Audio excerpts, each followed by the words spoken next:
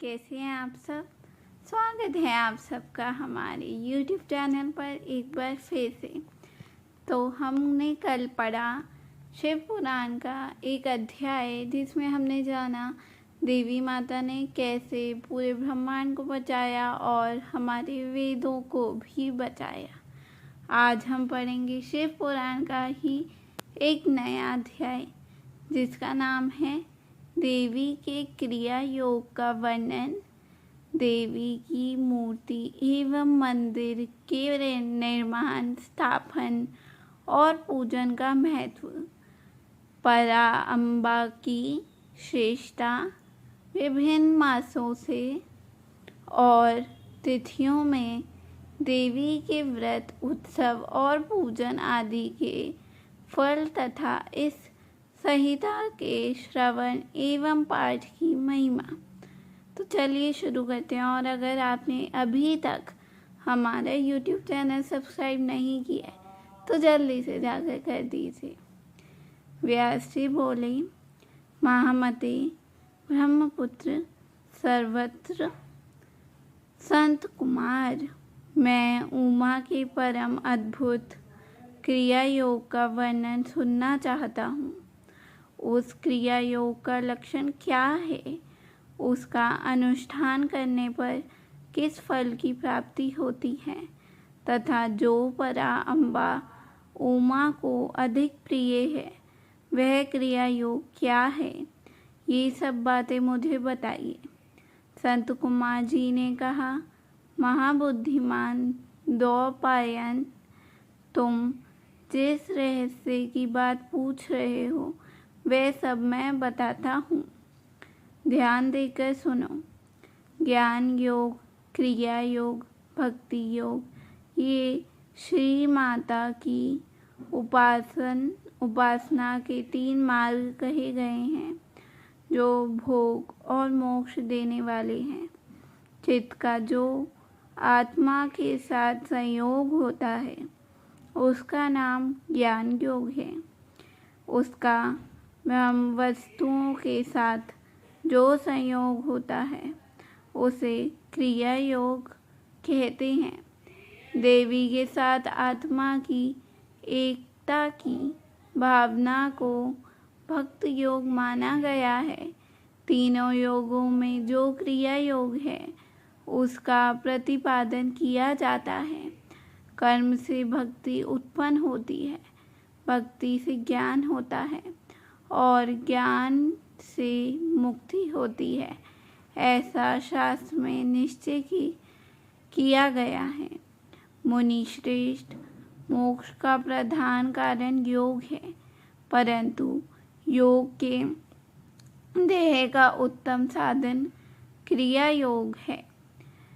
प्रकृति को माया जाने और सनातन ब्रह्मा को मायावती अथवा माया का स्वामी समझें।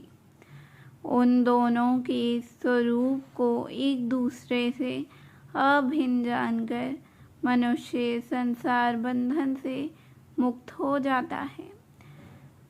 काली नंदन, जो मनुष्य देवी के लिए पत्थर, लकड़ी अथवा मिट्टी का मंदिर बनाता है उसे पुण्य फल का वर्णन सुनो।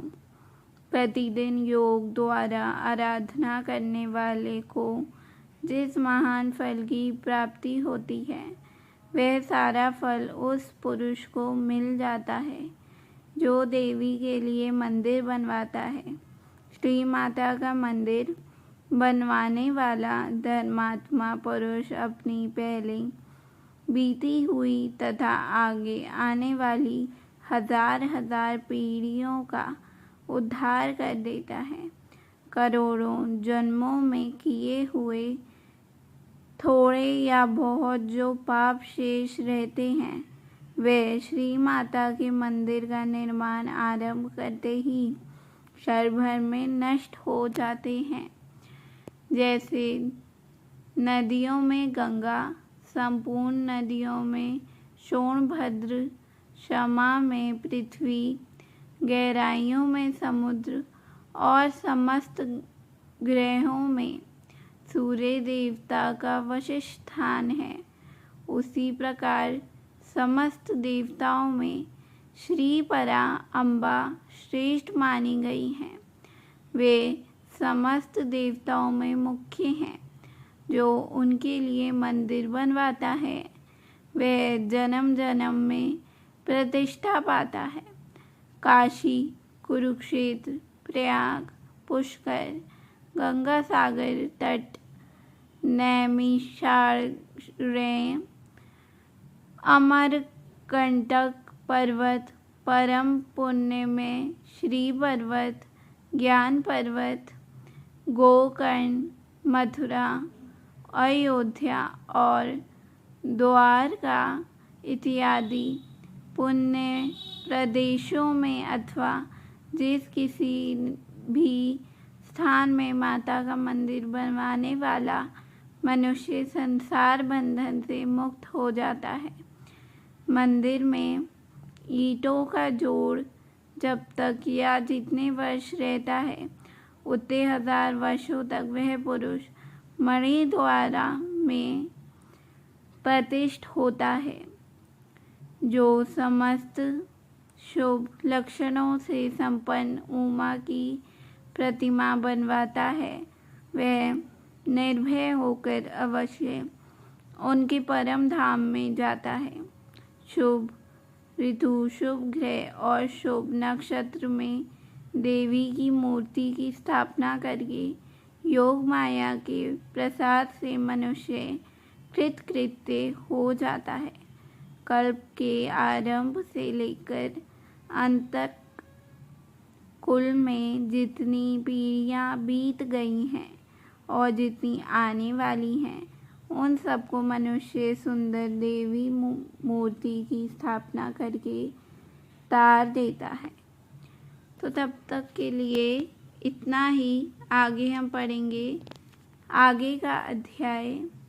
और अभी तक अगर आपने हमारा YouTube चैनल सब्सक्राइब नहीं किया है तो जल्दी से कर दीजिए, और हमारी YouTube वीडियो अच्छी लगी हो तो लाइक और शेयर भी कर दीजिएगा। तो मिलते हैं हम कल, तब तक।